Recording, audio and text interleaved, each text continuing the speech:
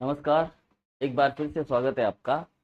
और आज जो हम वैकेंसी लेके आए हैं वो है सफाई कर्मचारी की भर्ती। ठीक है, तो ये जो सफाई कर्मचारी की भर्ती है इसमें क्या तो योग्यता है, कितनी पोस्ट है, ठीक है, और कैसे इसका फॉर्म भरना है, क्या क्या चीज़ें इसके लिए चाहिए और किस प्रकार का इसके अंदर जो है सर्टिफिकेट बनाना है, इन सब चीज़ों के बारे में हम जो है यहाँ पर जानकारी लेंगे। ठीक है, तो वीडियो को शुरू से लेके लास्ट तक देखना है। थोड़ी वीडियो बड़ी है लेकिन आप लोगों को इस वीडियो के अंदर जितनी भी इम्पोर्टेंट इन्फॉर्मेशन है वो सारी दी जाएगी। ठीक है, तो वीडियो को आपको क्या करना है, डायरेक्ट पूरा देखना है ना, स्किप नहीं करना है। थोड़ा बहुत आप कर सकते हो बीच में, अगर आपको जानकारी है उसके बारे में कि हाँ ऐसा हो रहा है, उसको आप स्किप करते जाइएगा, लेकिन पूरा देखने की कोशिश कीजिएगा। बहुत इंपॉर्टेंट इन्फॉर्मेशन ही इसके अंदर डाली गई है, क्योंकि देखो इसको फार्म को भरने वाले जो लोग हैं उनको अ, या तो उन्होंने कभी फॉर्म भरा नहीं है जीवन में, ठीक है, या अगर भरा भी है तो पिछली वाली वैकेंसी के अंदर भरा था, ठीक है, उसमें भी उन्होंने कुछ ना कुछ गलती छोड़ी थी, इसलिए उनका फॉर्म, बहुत सौ का फॉर्म रिजेक्ट हुआ उसमें। ठीक है, तो इस बार अगर आप फॉर्म भर रहे हो, आपने पहले ही फॉर्म भरा है, ठीक, तो इस बार आपका फॉर्म रिजेक्ट ना हो, बहुत ही अच्छे तरीके से सोच समझ कर इस भर्ती में आपको फॉर्म भरना है। ठीक है, तो ये जो राजस्थान सफाई कर्मचारी की हमारी भर्ती है, ठीक है, ये नोटिफिकेशन है 2024 का, ये आ गया है आपका, और ये सफाई कर्मचारी की आपकी भर्ती है। लास्ट डेट है इसकी 6 नवंबर 2024। ठीक है, योग्यता क्या है इसकी, योग्यता रखी गई इसकी 1 साल का एक्सपीरियंस, कोई योग्यता नहीं। आप कक्षा 1 पास हो, कक्षा 2 पास हो, कक्षा 5 पास कर रखी है आपने, 10वीं कर रखी है, बीए कर रखी है, 12वीं कर रखी है, एमए कर रखी है, पीएचडी कर रखी है, कोई लिमिटेशन नहीं है। ठीक है, तो आप कोई सी भी परीक्षा आपने पास कर रखी है या नहीं कर रखी है, अनपढ़ भी होंगे जब भी चल जाएगा। ठीक है, क्योंकि यहाँ कोई लिखा पढ़ी का काम नहीं करना है, सफाई का काम करना है। तो इस सफाई कर्मचारी की भर्ती के अंदर ये जो भर्ती है आपकी, इसमें केवल केवल क्या चाहिए, एक्सपीरियंस चाहिए, 1 साल का एक्सपीरियंस की ही रिक्वायरमेंट है इसमें, और कोई चीज़ नहीं चाहिए इसके अंदर। पोस्ट कितने हैं, पद कितने हैं, तो पद है इसके अंदर 23,820 पद। टोटल पदों की संख्या कितनी है, 23,820 पद जो है इसके अंदर है। ठीक है, चलिए, तो अब इसकी एक एक चीजें हम देखते चलते हैं कि आगे क्या क्या है हमारे पास में। तो देखो ये सफाई कर्मचारी की भर्ती, ठीक है, और ये सरकारी सेवा जो सफाई कर्मचारी सेवा नियम है, सफाई कर्मचारियों के लिए अलग सेवा नियम है, हर ग्रेड के लिए अलग अलग तरह के सेवा नियम होते हैं। ठीक है, तो सफाई कर्मचारी के लिए जो सेवा नियम है 2012, उसके अंतर्गत राजस्थान के 185, कितनी, 185 नगरीय निकायों में निकायवार विज्ञप्ति यहाँ पर जारी हुई है सफाई कर्मचारी के, और उसके अंदर 23,820 पोस्ट जो है वो खाली है। तो 23,820 पोस्ट जो है ना बहुत होती है, बहुत होती है। अगर ये थर्ड ग्रेड की वैकेंसी निकल जाती है तो यहाँ पर 10 लाख या 20 लाख से ज़्यादा फॉर्म निकल भर जाते हैं। ठीक है, 23,000 की पोस्ट अगर थर्ड ग्रेड की निकलती है तो 20 लाख से ज़्यादा फॉर्म भरते हैं। अब यहाँ फॉर्म भरे जाएंगे कम, ठीक है, क्योंकि इसमें 1 साल का एक्सपीरियंस है कि आपने सफाई कर्मचारी का काम किया हुआ है, तो ये आप फॉर्म भर सकते हैं। तो सोच समझ के हमें फॉर्म भरना है।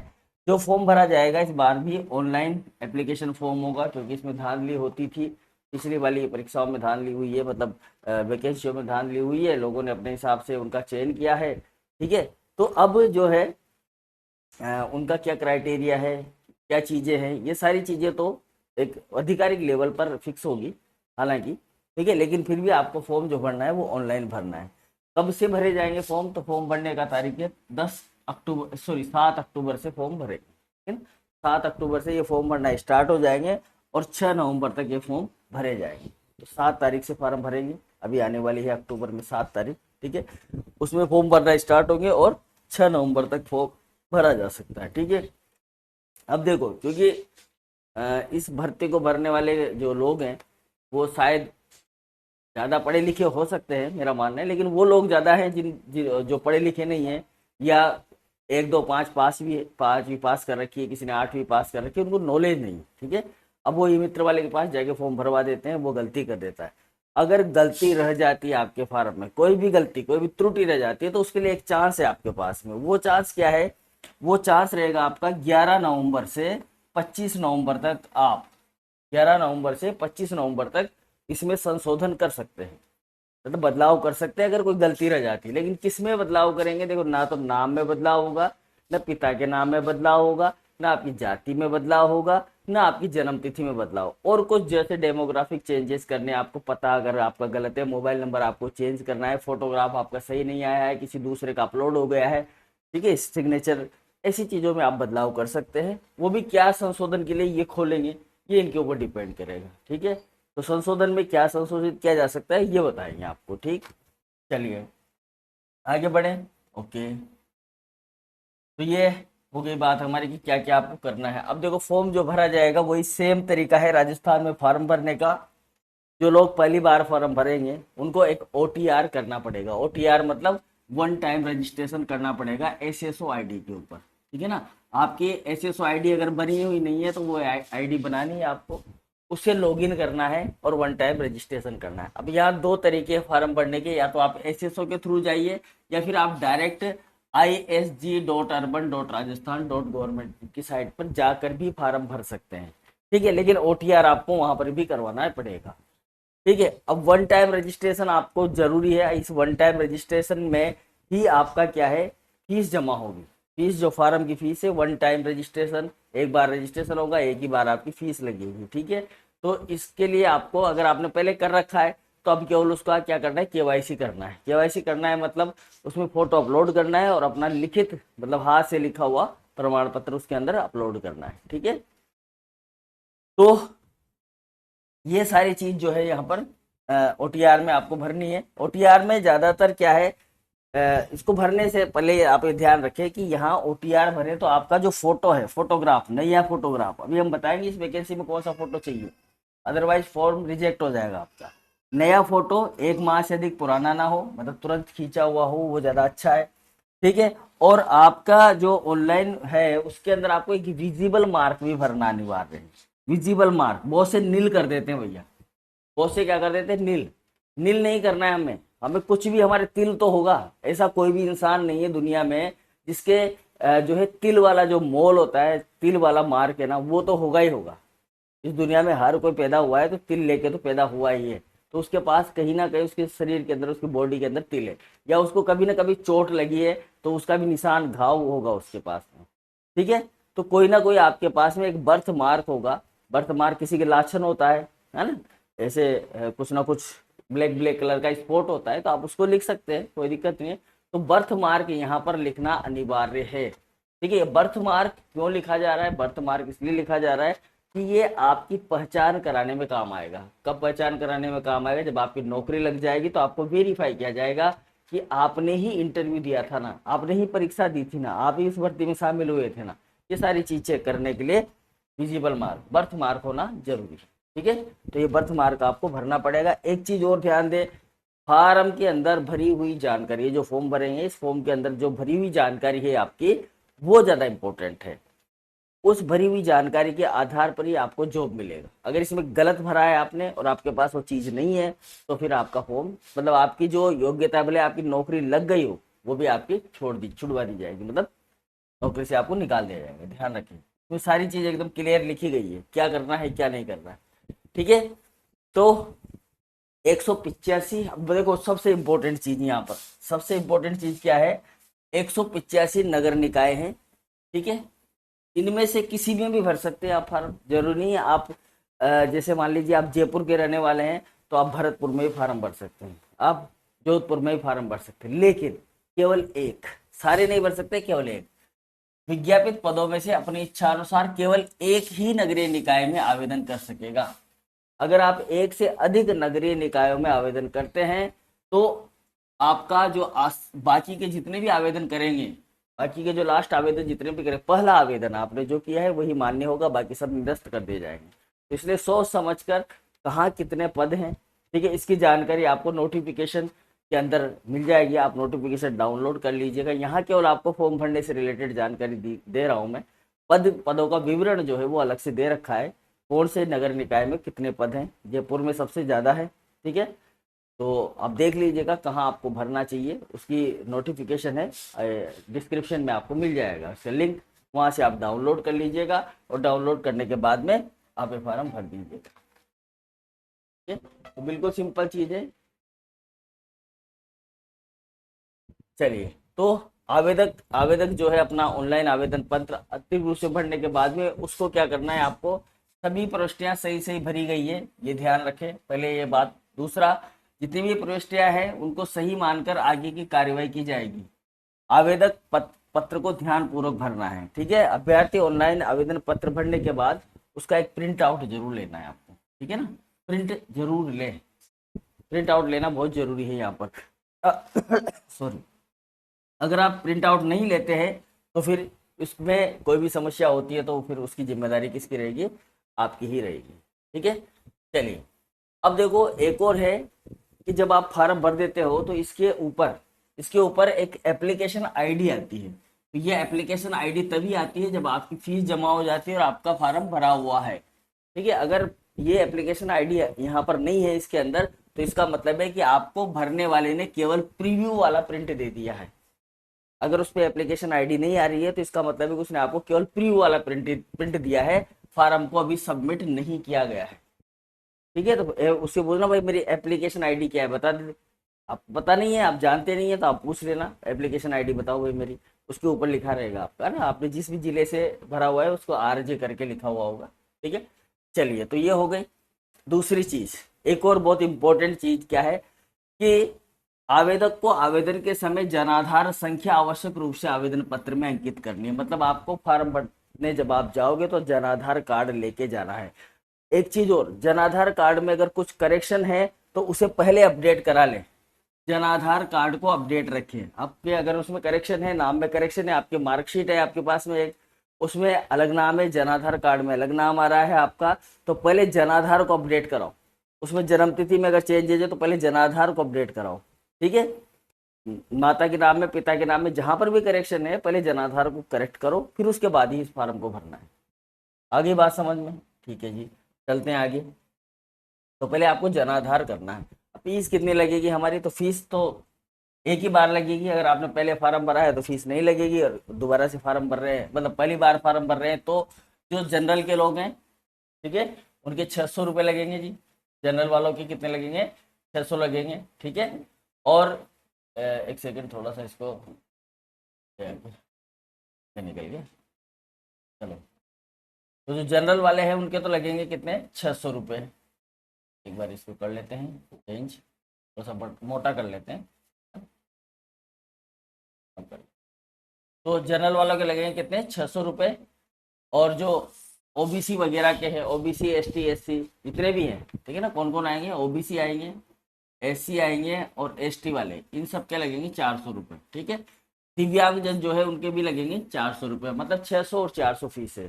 600 रुपये उनके जो लोग क्या कर रहे हैं, मतलब जनरल में है, और बाकी के 400 रुपये, ठीक है। ये एक ही बार दिया जाएगा, ठीक है, एक बार दिया जाएगा। जिन्होंने पहले भर दिया उसे दोबारा नहीं लिया जाएगा। जिन्होंने पिछली बार फार्म भरा था उनको दोबारा नहीं मिलेगा। आपने कोई सा ही फार्म भराओ, जरूरी नहीं यही भराओ, कोई सा ही फार्म भराओ राजस्थान की वैकेंसी में, आपको कुछ भी नहीं करना है। हाँ, अगर उस फार्म में संशोधन करोगे आप फार्म भरने के बाद में, तो 11 तारीख से संशोधन शुरू होगा, दोबारा 2 बार दिया गया है ये, और इसकी राशि 100 रुपये आपसे अलग से ली जाएगी, ठीक है ना। 100 रुपये फीस रहेगी इसकी, चेंज कराने की फीस क्या रहेगी, 100 रुपये रहेगी, ठीक है जी। चलिए, तो इसको हम चेंज कर देते हैं, आगे बढ़ते हैं। देखो यहाँ पर क्या है कि कुछ जो है आपको इम्पोर्टेंट इन्फॉर्मेशन ये दी गई है कि अगर कोई भी पात्र या उपयुक्त महिला आवेदक उपलब्ध नहीं होगा तो उस पद पर उसी वर्ग से पुरुष आवेदक को भरा जाएगा। महिला की सीट पर पुरुष को लिया जा सकता है, ये ध्यान रखना, पुरुष आवेदक से भरा जाएगा। अगर वहां पर महिला आवेदक की वैकेंसी है और वहां कोई महिला आवेदक उपलब्ध नहीं है तो यहाँ पर पुरुष आवेदक पद जो है एलिजिबल हो जाएगा, ठीक है। जैसे मान लो, हम मान लेते हैं कि जैसे चूरू मान लेते हैं अपन, ठीक है। चूरू के अंदर OBC में सीट है महिला की 1, ठीक है, और यहाँ OBC में पुरुष की है 3 सीट, ठीक है। समझ लो इस चीज को, बात एक ही है सभी कैटेगरीज के लिए। अब यहाँ जो वुमन वाली जो वैकेंसी है, यहाँ पर ये मेल है, तो ये वुमन वाली वैकेंसी में 1 सीट है, लेकिन यहाँ पर कोई फॉर्म नहीं आया, किसी महिला ने फॉर्म नहीं भरा, ठीक है, नहीं भरा, आई ही नहीं, उपलब्ध ही नहीं है, तो इंटरव्यू भी नहीं होगा उसका। तो और यहाँ 3 सीट है, यहाँ 4 लोगों ने फॉर्म भरा है। कितने लोगों ने, 4 लोगों ने। तो 3 तो इस सीट पर चूज किए जाएंगे, चुने जाएंगे, और जो बचा हुआ एक व्यक्ति है ना वो यहाँ पर चला जाएगा, मतलब महिला की जगह उसको नौकरी मिल जाएगी। तो महिलाएं अगर इसमें एलिजिबिलिटी अपनी देखें, क्योंकि मुझे पता है कि जो SC और ST में जो महिलाएं हैं जो स्वीपर का काम कर रही हैं वो पढ़ी लिखी भी नहीं है, लेकिन उनके पास अनुभव है नगर पालिकाओं का।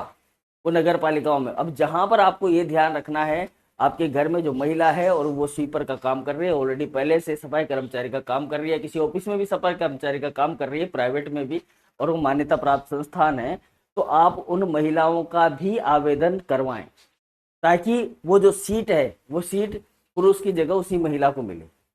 ठीक है, पुरुष को मिलनी चाहिए, अच्छी बात है। पुरुष सोचे कि सर आप भी क्या, हमें तो वैसे ही नौकरी नहीं मिल रही है, और फिर अब महिलाओं को ही दे रहे। देखो जिसका जो हक है ना वो उसको मिलना चाहिए। ठीक है, जैसा जिसके लिए बनाया गया है ना वो। अब देखो जिनको पता नहीं है तो वो तो क्या करेंगे महिलाएं, वो फार्म ही नहीं भर रही है ना। फिर बात हुई 2-4 से, बोले महिला क्या करेगी सर, ऐसे हमारा ही नंबर नहीं आ रहा, महिलाओं कहाँ से आएगा, तो महिलाओं का नंबर ऐसे आएगा।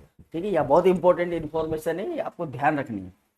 चलिए, हाँ मैं ये नहीं कह रहा हूँ कि वो जो काम कर रही है, अरे मैं वो भी कह रहा हूँ कि अगर कोई भर रहा है पुरुष, कोई पुरुष भर रहा है, उच्च वर्ग का पुरुष जो कि सफाई कर्मचारी का काम कर रहा है किसी ऑफिस के अंदर, तो और उसकी महिला भी कर रही है सेम काम, या उनके घर में से कोई कर रहा है, तो वो अपनी जो काम कर रही है उस महिला को लेके अपना फॉर्म भरवा दे, कोई दिक्कत नहीं है, आपको नौकरी मिल सकती है, संभावनाएं बहुत सारी हैं। चलिए, तो अब यहाँ पर देखो एक और चीज है, यहाँ पर विवाहित महिला जो है आवेदक को अपने पिता के नाम, निवास स्थान और आय के आधार पर जारी OBC या अति पिछड़ा वर्ग जिसका भी आपका प्रमाण पत्र है, नॉन क्रीमी लेयर का प्रमाण पत्र है, वो पिता के नाम से होना चाहिए। ठीक है, ओबीसी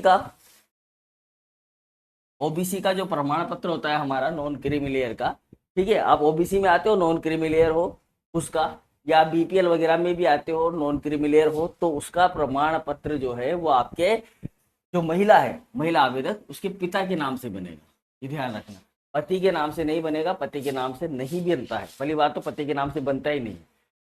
और ये जो प्रमाण पत्र होता है ना, ये आय के आधार पर होता है। ठीक है, तो ये पति के नाम पर होगा तो मान्य नहीं होगा, पति का मान्य नहीं है, पिता का ही मान्य है। पिता की कुछ भी आय हो, जाति जो आधार है, कास्ट का जो आधार है वो पिता होता है। ठीक है ना, पति नहीं होता है, क्योंकि देखो पति तो मान लीजिए आपका SC में है और महिला जनरल की है, और जनरल की महिला अगर SC के व्यक्ति से शादी करे तो क्या वो SC की बन जाएगी? नहीं बनेगी, वो जनरल की ही रहेगी। ठीक है ना, वो जनरल की ही रहेगी। इसी प्रकार सेम चीज है, SC की महिला है, अगर वो जनरल में शादी करेगी तो वो जनरल की नहीं होगी, वो SC की ही रहेगी। तो ये चीज आप ध्यान रखेंगे। तो ये पिता के नाम से बनाना है जाति प्रमाण पत्र। ठीक है, चलिए जी आगे बात करते हैं अपन। देखो अब यहाँ पर क्या है कि क्या योग्यताएं होनी चाहिए, तो योग्यताएं तो कुछ है नहीं, मतलब करिकुलम वाली कोई योग्यता नहीं है, लेकिन फिर भी कुछ चीजें हैं यहाँ पर, जैसे कि आपका जो आवेदन करता है वो राजस्थान का मूल निवासी होना चाहिए, जरूरी है। दूसरा, सफाई कर्मचारी के लिए कोई शैक्षणिक योग्यता निर्धारित नहीं है, मतलब वो पढ़ा लिखा हो ये जरूरी नहीं है। ठीक है, अपना नाम लिखना आना चाहिए, इतना तो बहुत है यार, है ना। अब सफाई कर्मचारी सीधी भर्ती हेतु योग्यता जो है, भर्ती के लिए स्वच्छता, जैसे सड़क की सफाई करना, सार्वजनिक सीवरेज की सफाई करना, इनका 1 वर्ष का कार्य अनुभव प्रमाण पत्र, जो कि अभी मैं आपको बताऊंगा, एक निर्धारित पत्र है, उसके अंदर आपको भर के जमा कराना है, अपलोड होगा। ठीक है ना, वो जरूरी है सबसे ज्यादा, मतलब 1 साल का आपका अनुभव प्रमाण पत्र यहाँ जमा कराना है, इसके अलावा कोई योग्यता नहीं। ठीक है, अब कहाँ से वो जारी किया जाएगा, कौन कौन उसको जारी करेगा, जब हम उसको देखेंगे। ठीक है, जैसे मान लीजिए आप किसी संस्था के अंदर काम कर रहे हैं, ठीक है, जो राज्य की नगरीय निकाय के द्वारा नियोजित है, तो वो नगर पालिका अधिकारी उसको करेगा, उसका जो प्राधिकृत अधिकारी है वो उसको करेगा, अथवा कोई संवेदक है प्राधिकृत संस्था के माध्यम से आपने कर्मचारी का काम कर रहे हैं तो वो करेगा। ठीक है, या कोई भी संस्था जो है, उस संस्था द्वारा जारी अनुभव प्रमाण पत्र जो संबंधित नगरीय निकाय के वरिष्ठ प्रबंधक ठोस कचरा, मुख्य प्रबंधक ठोस कचरा द्वारा संबंधित दस्तावेजों के सत्यापन उपरांत नगर पालिका नगर परिषद के स्तर पर मुख्य नगर पालिका अधिकारी और नगर निगम के स्तर पर उपायुक्त, आयुक्त द्वारा प्राधिकृत ऐसा अधिकारी, है ना, उसके हस्ताक्षर करवाने हैं। मतलब कहने का मतलब है कि आपके नगर पालिका के अंदर जिसने आपको अपॉइंट किया हुआ है, आपकी पंचायत समिति के अंदर जिसने आपको अपॉइंट किया हुआ है, ठीक है, वो अधिकारी, और वो अपने उच्चिष्ट अधिकारी से सिग्नेचर करा के आपको प्रोवाइड करवाएगा, जो कि गवर्नमेंट बॉडी होता है, ठीक है, एक तरीके से। चलिए, तो उस प्रबंधक से आपको करवाना है। ये अनुभव प्रमाण पत्र का प्रारूप है, ठीक है। यहाँ पर लिखा जाएगा, प्रमाणित किया जाता है कि श्री, श्रीमती, सुश्री जो भी है, अपने पिता का नाम, जाति, निवासी इतना द्वारा सफाई का कार्य इतने से इतने तक किया गया, ठीक है। नगरीय निकाय का नाम, कार्य का नाम, कार्य आदेश संख्या, दिनांक, कार्यावधि, ये यहाँ पर संतोषजनक रहा और ये हस्ताक्षर करेगा, ठीक है। फिर ये जारीकर्ता भी अपना घोषणा पत्र जारी करेगा कि मेरी सर्वोत्तम जानकारी के अनुसार ये सारी चीजें सही है और मैं इसके जो भी इन्होंने यहाँ लिखा गया है उसके पूर्ण उत्तरदायी में हूँ। यहाँ पर किसी भी तथ्य को छुपाया नहीं गया है। वो जारीकर्ता दोबारा यहाँ पर अपना हस्ताक्षर करेगा। फिर इसका प्रमाण आपको प्रमाणीकरण करवाना है निकाय द्वारा। फिर निकाय भी यहाँ पर अपना दस्तावेज कर लिया है, बोलेंगे कि हमने मिलान कर लिया है कार्यालय से और ये जो हमारे पास दस्तावेज आया है इससे हमने मिलान कर लिया है, ये सही है, बाकी फिर वो मोहर लगा के आपको देगा, इसको अपलोड करना है। तो थोड़ा सा कॉम्प्लिकेटेड हो गया है ना। एक तो आपको अपना प्रमाण पत्र लेना है नगर पालिका पंचायत समिति से, अपना अनुभव प्रमाण पत्र 1 साल का। उसको लेने के बाद में आपको क्या करना है, उससे साइन करवाने हैं। साइन करवाने के बाद उनका जो मुख्य नगर पालिका अधिकारी या उच्चिष्ट अधिकारी होगा उससे वो मोहर लगवा के आपको देगा, वही देगा, आपको दे देगा, ठीक है। उसकी जिम्मेदारी है आपको देने की। तो ये फार्म भरना है। अब देखो दोबारा से फिर आया है कि ये 7 अक्टूबर से फार्म शुरू हो रहा है और 16 नवंबर तक ये फॉर्म भरा जाएगा आपका, ठीक है। जन आधार कार्ड याद रखिए आप, है ना, जन आधार आपको अपडेट कराना है अगर उसमें कोई त्रुटि है तो, ठीक है। और उस त्रुटि को सुधारा जाएगा 11 नवंबर से 25 नवंबर के बीच में। वही है बात, मूल निवासी होना चाहिए, बाकी सारी चीजें सेम, ठीक है। इस पे ये ध्यान रखना है कि ये एक उपायुक्त या आयुक्त द्वारा जो आप अनुभव प्रमाण पत्र लेके आओगे वो कंप्लीटली क्या होना चाहिए, हस्ताक्षर होने चाहिए, मतलब तीनों जगह सिग्नेचर होना जरूरी है, ठीक है।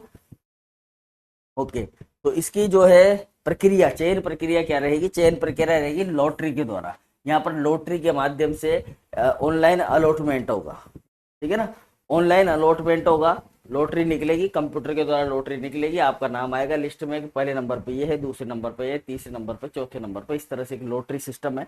तो लॉटरी निकलेगी, उस लॉटरी में से आपका फिर इंटरव्यू होगा, आपसे सफाई करवाई जाएगी, सफाई करके देखी जाएगी, उसके आधार पर आपको नंबर दिए जाएंगे, उन नंबर्स के आधार पर फिर चयन होगा।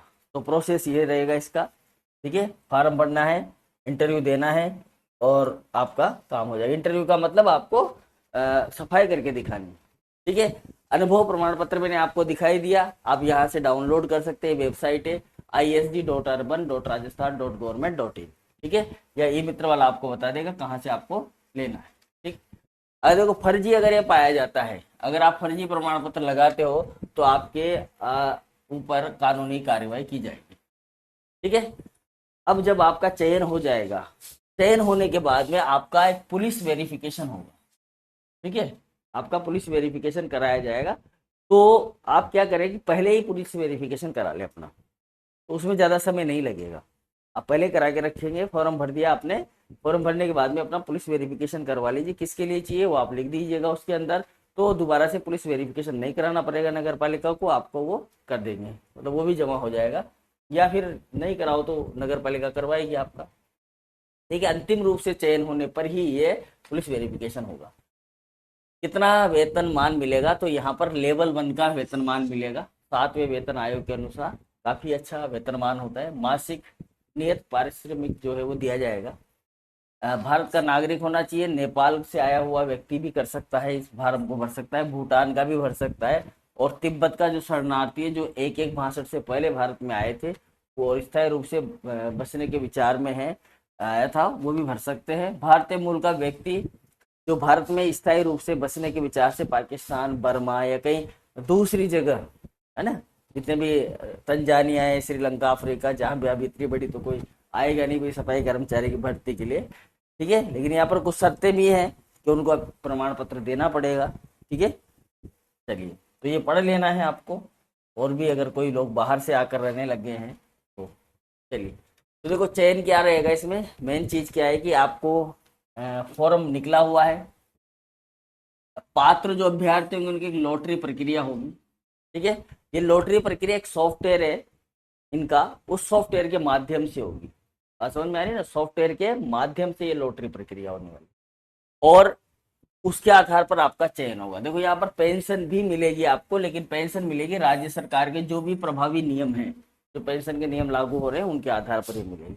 विवाह का आपको पंजीयन होना चाहिए, अगर आपकी शादी हो रखी है तो आपको एक विवाह पंजीयन प्रमाण पत्र भी जमा कराना पड़ेगा।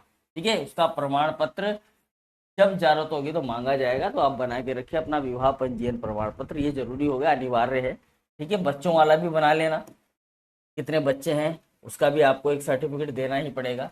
ठीक है, तो कौन लोग इसमें अपात्र हो सकते हैं? अपात्र का मतलब ऐसे लोग जिनको मतलब जिनका फॉर्म ये रिजेक्ट हो सकता है। किस कारण से हो सकता है? एक तो देखो आपने एक से ज्यादा फार्म भरे हैं, एक से ज्यादा निकाय में फार्म भरे हैं तो आपके फार्म रिजेक्ट हो जाएंगे। ठीक है, कोई भी पुरुष अभ्यर्थी ऐसा है जिसके एक से ज्यादा जीवित पत्नियां हैं, मतलब किसी की 2 पत्नियां हैं, किसी की 3 है।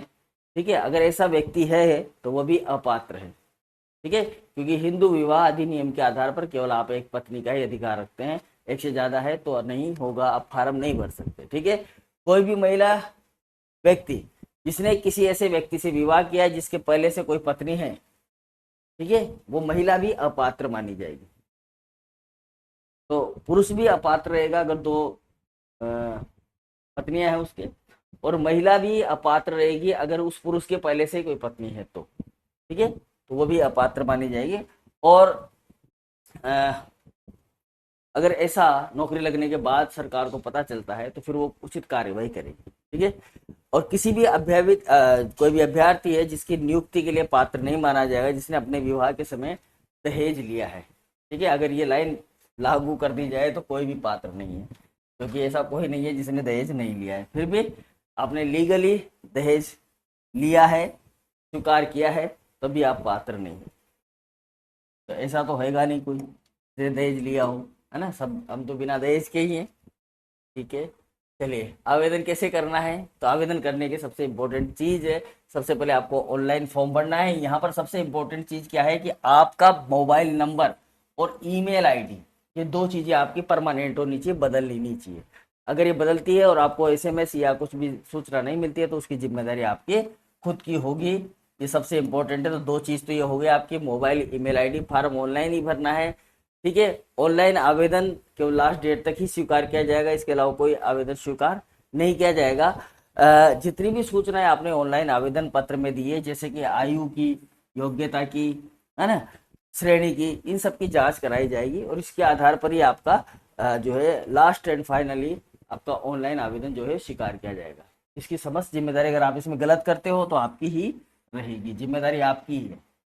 ठीक है जी, चलिए, तो गलत इंफॉर्मेशन आपको नहीं देनी है यहाँ पर।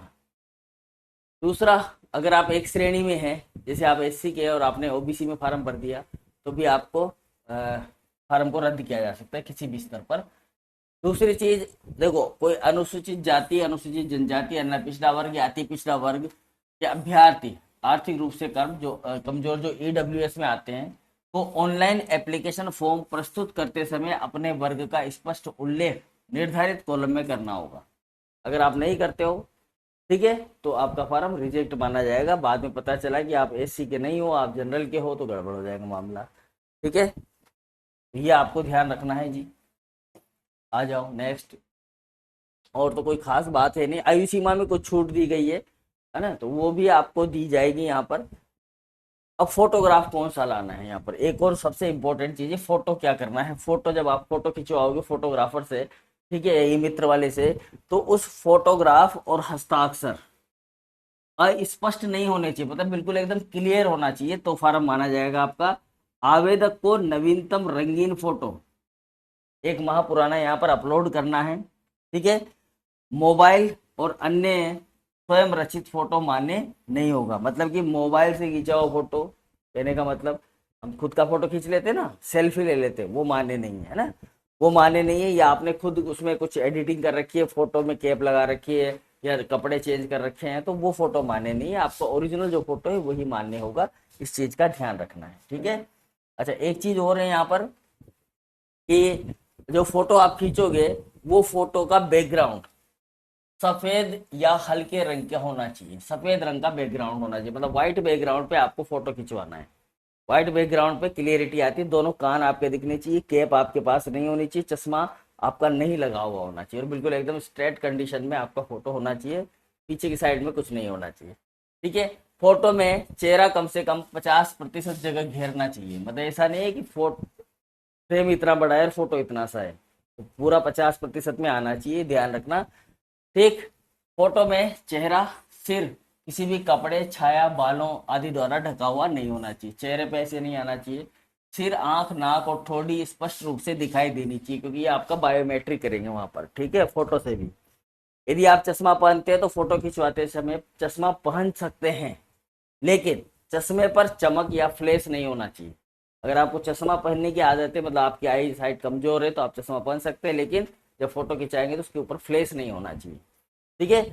फोटो में काला या धूप का चश्मा नहीं होना चाहिए, काला चश्मा नहीं पहनना है आपको। अगर आपकी आंखें कमजोर है तो आप पहन सकते हैं, बाकी फोटो जो है वो जेपीजी में ही अपलोड होगा, वो तो ई मित्र वाले को पता है। फोटो की साइज जो है 50 KB से 100 KB के बीच में होनी चाहिए, ये मित्र वाले को पता है। आपको तो ये चीज ध्यान रखनी है, फोटो व्हाइट बैकग्राउंड वाला चलेगा, ऐसा नहीं कि यार चढ़ा दे हो जाएगा मेरा, तो कोई दिक्कत नहीं है ना, ऐसा नहीं करना। चलिए, अब देखो आपको क्या करना है, एक पेपर लेना है ई मित्र वाले से, इस तरह से एक खाली ब्लैंक पेपर लेना है। उस ब्लैंक पेपर पर लगभग 7 सेंटीमीटर ऊंचाई वाला एक बॉक्स बना लेना है, इस तरह से, ऐसा आयताकार बॉक्स लेना है, 7 सेंटीमीटर का छोटा सा बॉक्स लेना है। उसके भीतर आपको काले या ब्लू पेन से, काले रंग देखो, काले या गहरे नीले रंग के पेन से अपने सिग्नेचर करने हैं, ठीक है ना, जो भी आप सिग्नेचर करते हो वो करने हैं, या फिर अगर आप अंगूठा लगाते हैं तो अंगूठा लगाना है। समझ में आ गई बात? ऐसे एक बॉक्स बनाना है, उसके अंदर ब्लैंक पेज पे, और फिर उसके ऊपर अंगूठा चिपकाना है, अगर अंगूठा लगाते हो तो, या अगर आप साइन करते हो तो साइन करना है, ठीक है। इसी इमेज को स्कैन करवाना है, आयताकार बॉक्स तक क्रॉप करने के पश्चात, यहाँ से यहाँ तक क्रॉप करने के पश्चात इसको अपलोड करना है, स्कैन करवा के अपलोड करना है, ठीक है। इसका भी आकार 20 से 50 KB का होना चाहिए। ये ध्यान रखें कि फोटोग्राफर, जो फोटोग्राफ आप खींचते हो उसको स्कैन करवाएं, ठीक है। स्कैन करवाने से क्वालिटी अच्छी आती है, हालांकि आजकल हमारे पास कैमरे बहुत अच्छे आ गए, तो उससे भी चल जाता है, लेकिन फिर भी यहाँ लिखा हुआ है, जो यहाँ लिखा हुआ है हम बता रहे हैं आपको, कि मोबाइल फोन द्वारा लिया गया हस्ताक्षर या अंगूठे का फोटोग्राफ स्कैन अगर आप करते हो तो वो स्वीकार नहीं किया जाएगा। वो इसलिए नहीं किया जाएगा क्योंकि वो ब्लर्ड आएगा, फोटो खींचना हमें आता नहीं है सही तरीके से, कागज का फोटो खींचना नहीं आता, हमारा तो खुद का तो खींच लेंगे, सेल्फी तो बहुत अच्छी थी, लेकिन हमें कागज का फोटो खींचना नहीं आता, उसके लिए डॉक स्कैनर आता है, उससे फोटो अच्छा खींच सकता है। तो आप क्या करेंगे, मित्र वाले को बोले भैया इसको स्कैन कर दो, फोटो मत खींचे मोबाइल से, तो इसको स्कैन कर, वो सही है, ठीक है जी। चलिए, ओके। अब देखो दस्तावेज में क्या क्या चाहिए आपको, जाति प्रमाण पत्र चाहिएगा, एक ओबीसी सर्टिफिकेट, जो भी आप जिस भी जाति में हो, अगर आप ओबीसी के हैं, ओबीसी में है, तो आपको जाति प्रमाण पत्र नया होना चाहिए, नया जारी किया हुआ, नवीन जानकारी के द्वारा ही अपलोड करना है, नया जाति प्रमाण पत्र बनाना है, ठीक है। अनुसूचित जाति या जनजाति के हैं, ठीक है, तो उनको भी एक अपना जाति प्रमाण पत्र जारी करवाना है, लेकिन वो जो जारी प्रमाण पत्र अगर पहले से नहीं बना हुआ है तो उनको क्या करना है कि फार्म भरने से पहले, ऑनलाइन फार्म की जो अंतिम लास्ट डेट है उससे पहले पहले का वो होना चाहिए, तो आप बनवा लें, अभी बहुत टाइम है, 10-12 दिन में ये फॉर्म भर जाता है, बन जाता है जाति प्रमाण पत्र, ठीक है। ओबीसी के जो लोग हैं वो नवीन प्रमाण पत्र जो नियमानुसार माता पिता की आय के आधार पर होता है, ठीक है, कोई विवाहित महिला है तो उसके पिता के नाम पर है, ठीक है, उसके आधार पर आपको बनाना है, अगर नहीं है तो फिर आपका आवेदन पत्र निरस्त कर दिया जाएगा। शुल्क आपको जमा करानी है, जो भी शुल्क वहां पर ली गई है वो शुल्क जमा कराई देंगे आप, ठीक है। तो ये सब कुछ बनाना है, तो जातीय प्रमाण पत्र बनाना है एक हमें, ईडब्ल्यूएस के अभ्यर्थी हैं तो उनको ईडब्ल्यूएस वाला प्रमाण पत्र भी बनाना है, ठीक है। इनकम असेस्ट सर्टिफिकेट प्रस्तुत करना है, इसको बोलते हैं इनकम असेस्ट सर्टिफिकेट, ये ईडब्ल्यूएस के लिए बनता है, तो ये वो बना के देंगे, तो ये भी 6 महीने का है, साल भर का होता है वैसे, फिर भी आप नया बना लेना। अगर आप EWS में आते हैं तो कोई दिक्कत नहीं, कोई भी गलत सूचना नहीं देनी है।